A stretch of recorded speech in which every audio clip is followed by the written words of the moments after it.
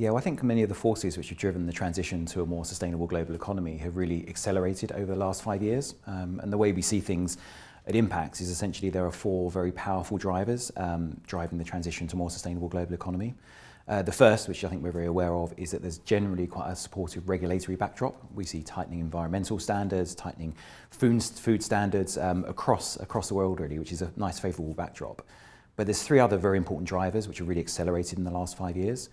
Firstly, technology has improved, which has really driven the adoption of more sustainable focused technology. I think we only have to look at the automotive industry to realise that technological innovation has really driven that transition towards electric cars and away from combustion engine cars.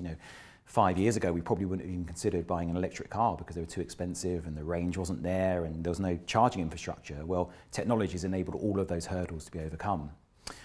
The next one, and the third drive, would be consumers wanting different things these days. And that really spans the whole range of consumer choice. I think, as I mentioned, electric vehicles and how they've grown.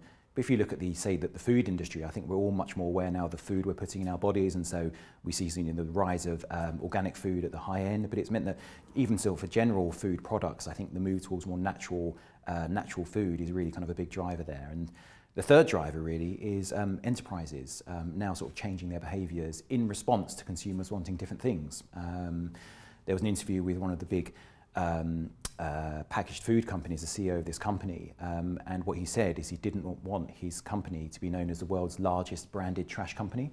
In other words, when you buy your detergent bottle, it's now the responsibility of the packaging or the packaged food company to really take a bit of more ownership about what happens there. So if you take all those factors together, it's a very, very powerful driver, as we believe, towards more of a sustainable economy.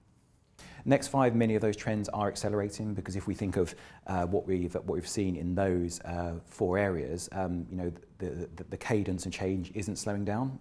I think if we just take the news flow over the last few weeks only, we've had the Inflation Reduction Act in the US, which should meaningfully reduce US greenhouse gas emissions by 2030, which will in turn drive investment in areas like electric vehicles in the US. Another really important and slightly overlooked one is methane reduction efforts. As many of us know, methane is an even more potent greenhouse gas than carbon dioxide. So some of the companies at which we have exposure to, which help reduce methane emissions, are going to come increasing focus, we think. I don't think so much these days. If you look at the index weightings, you can see that areas that you'd call kind of the old economy, such as energy. Energy is only sort of 4% of the ACWI index now. Similarly, materials, which includes lots of the chemicals producers, the plastic producers, that's only sort of 4 or 5%. And I guess kind of the other one you could call maybe slightly old economy is some of the financial institutions. But actually, if you dive into those financial institutions, you can actually find that some of them are very well aligned with the sustainable transition. And just a few of the examples we invest in that space. We invest in emerging market banks, and the reason why we do that is because emerging market banks provide access to the formal financial system for people that are previously excluded, so they get their first bank account.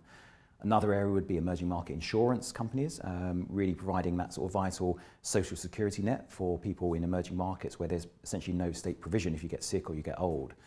And the final area, which is really important in sort of that seemingly old economy area, would be reinsurance companies that really insure some of those difficult to insure risks, such as natural catastrophe, cyber security hacking and things like that. So even in a sector that would seem quite, driven by the old economy, there are some really interesting opportunities.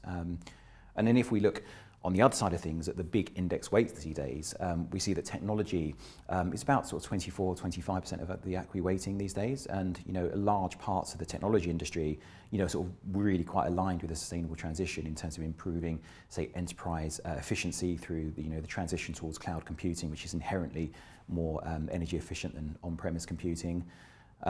So IT is a very important part. Healthcare is another very important part as well. So healthcare is maybe 11% of the index weight. And again, lots of the healthcare companies are addressing, the pressing healthcare issues of our age, kind of reducing, systemically high healthcare system costs. So there's lots of parts of the new economy, and even some of those ones that maybe some people think is old economy, there are some really interesting sustainable opportunities in there. Yeah, I think it absolutely is a problem, actually.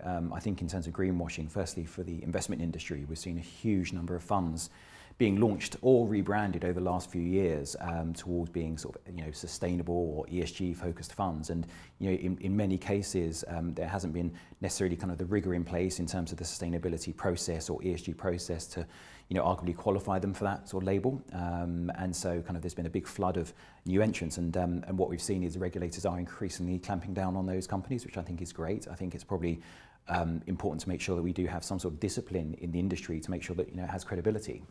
And if someone launches a fund that hasn't really got any processes in place to ensure they are investing sustainably, it really damages the credibility of the industry. The second thing we need to look at in terms of greenwashing is actually the way that the investee companies approach their sustainable credentials. We've noticed that it hasn't been unnoticed by lots of the big companies out there that there's a huge amount of investor interest in sustainability. So all of a sudden, company websites are now strewn with the sustainability credentials of those companies, and so it's our job to really pick through those claims of sustainability in terms of energy efficiency, resource efficiency, to make sure they really stand up.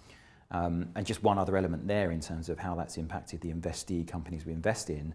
We're noticing that in the case of company governance, we're noticing that CEOs and CFOs are getting increasingly remunerated on sustainability targets, which sometimes are a bit sort of manipulatable and intangible. So it's another thing that we engage with very closely with our companies to make sure that that those numbers are reasonable.